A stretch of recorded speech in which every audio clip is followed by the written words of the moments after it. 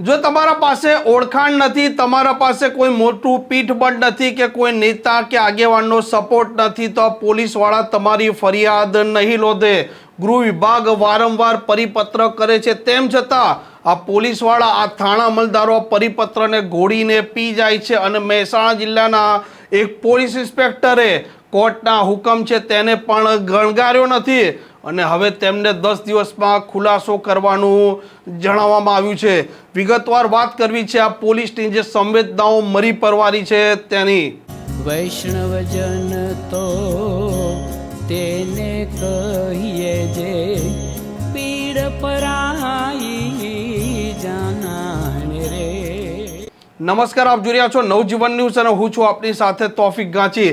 ગુજરાતના મુખ્યમંત્રી ભૂપેન્દ્ર પટેલ સ્વાગત કાર્યક્રમ યોજે છે અને આ સ્વાગત કાર્યક્રમમાં અરજદાર રજૂઆત કરે છે કે પોલીસવાળાઓ તેમની ફરિયાદ નથી નોંધતા અને મામલાની ગંભીરતા સમજી ગૃહ વિભાગ દરેક પોલીસવાળા જે જિલ્લામાં રહે છે અને દરેક પોલીસ કમિશનરને એક પત્ર લખે છે અને જણાવે છે કે થાણા અમલદારોને કહો કે કોઈ પણ વ્યક્તિ આવે તેની વાત સાંભળે, અરજીની રમત બંધ કરે અને તેનો ગુનો નોંધે। તેમ છતાં આ મહેસાણા જિલ્લાની પોલીસ છે તેમના પરિપત્ર શું લાગુ નથી થઈ રહ્યો તેવા સવાલો ઊભા થઈ રહ્યા છે।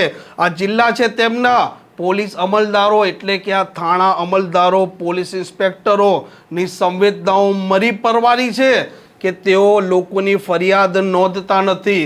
ઘટનાની વિગતવાર વાત કરીએ તો આ ઘટના છે 15/9/2024ની, જેમાં રાત્રિના સુમારે 2 વાગે એક ઘટના બને છે અને અરજદાર ઠાકોર અનિલજીને જે આરોપીઓ હતા તે રાત્રિના સમયે ફટકારે છે, છરીની અણીએ તેનું અપહરણ કરે છે, તેની મૂછો કાપે છે અને તેના વાળ પણ કાપી નાખે છે અને તેને ઢોર માર મારે છે। ત્યારબાદ તેના માતા પિતા અને તેના ભાઈને આ ઘટનાની જાણ થાય છે।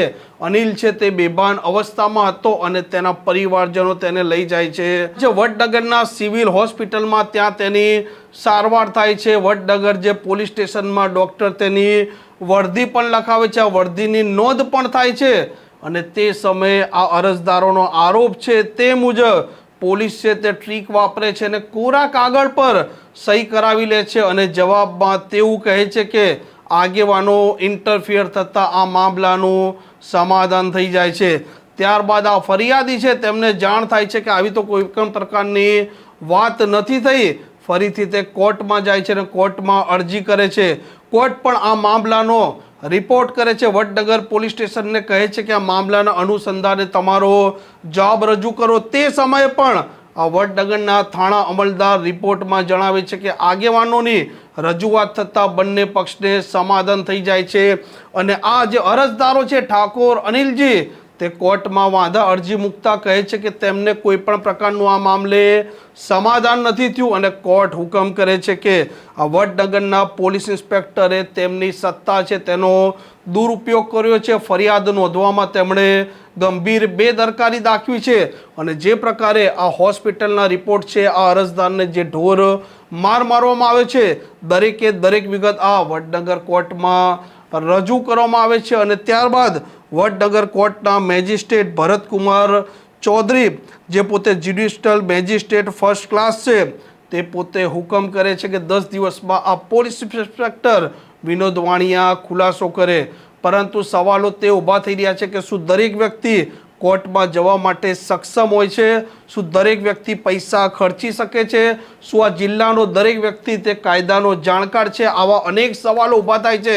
સાથે સાથે આ જ પોલીસ ઇન્સ્પેક્ટરે ફરિયાદ તો ન નોંધી જેમાં છરીની અણીએ વ્યક્તિનું અપહરણ થયું હતું જે ગંભીર ગુનો હતોના મામલાની જાણ ડીવાયએસપી ને ડીવાયએસપી સુધી કરવામાં આવી છે તેવું પણ આ અરજદારો કહે છે। તેમ છતાં આ ડીવાયએસપી કે ડીવાયએસપીએ કોઈ પણ પ્રકારની કાર્યવાહીના આદેશ નહીં આપ્યા હોય તેવા સવાલો ઊભા થઈ રહ્યા છે અને જો તેમણે આદેશ આપ્યા હશે તો આ વડનગરના પોલીસ ઇન્સ્પેક્ટર વિનોદ વાણિયાએ તેમણે ગણગાર્યા નહીં હોય, કેમ કે જે પ્રકારે આ કોર્ટે હુકમ કર્યો છે તેમાં સ્પષ્ટ દેખાઈ રહ્યું છે કે પોલીસ ઇન્સ્પેક્ટર વિનોદ વાણિયા હવે કોર્ટને પણ ગણગારી નથી રહ્યા અને આ મામલે ડીવાયએસપી હવે શું કરી રહ્યા છે, તેમના સામે કોઈ ખાતાકીય તપાસ કરે છે કે નથી કરતા, તેમના વિરુદ્ધમાં કોઈ શિક્ષાત્મક કાર્યવાહી કરે છે કે નથી કરતા, અને ગુજરાતના ડીજીપી જે વારંવાર કહી રહ્યા છે કે આ રાજ્યમાં ક્રાઇમ રેટ ઘટી રહ્યો છે, દરેક જિલ્લામાં તે ક્રાઇમ કોન્ફરન્સ કરે છે અને ત્યારબાદ પ્રેસ કોન્ફરન્સમાં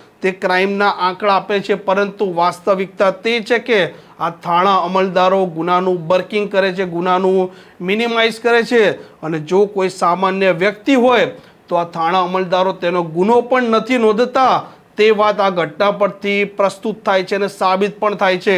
આ મામલે ગુજરાતના ડીજીપી જે વારંવાર દાવો કરે છે, પરંતુ તેમના દાવાને કે પછી તેમના હુકમને જ આજ મહેસાણા જિલ્લાના પોલીસ ઇન્સ્પેક્ટર નથી ગણગારી રહ્યા, તે સૌથી મોટો સવાલ છે. ગૃહ વિભાગના અધિક મુખ્ય સચિવે પણ આ મામલે પરિપત્ર કર્યો હતો કે દરેક થાણા અમલદારો ગુના નોંધે, તેમ છતાં શું ગૃહ વિભાગના પરિપત્ર છે તેમને પણ આ પોલીસ ઇન્સ્પેક્ટર મહેસાણાના ગણગારી નથી રહ્યા? આવા અનેક સવાલો ઊભા થઈ રહ્યા છે. જોવાનું તે રહેશે કે આ કોર્ટના હુકમ બાદ મહેસાણા જિલ્લામાં જે પ્રકારે આ ગુનાના બર્કિંગનો કિસ્સો સામે આવ્યો છે, તો ત્યારબાદ આ પોલીસવાળા દરેક થાણા અમલદારોને કોઈ પણ પ્રકારની સૂચના આપે છે કે નથી આપતા. આ પ્રકારના સમાચાર, પ્રકારના અહેવાલ માટે નવજીવન ન્યૂઝની ચેનલ જોવાનું અને સબસ્ક્રાઇબ કરવાનું ભૂલતા નહીં. નમસ્કાર. વૈષ્ણવજન તો તેને કહીએ જે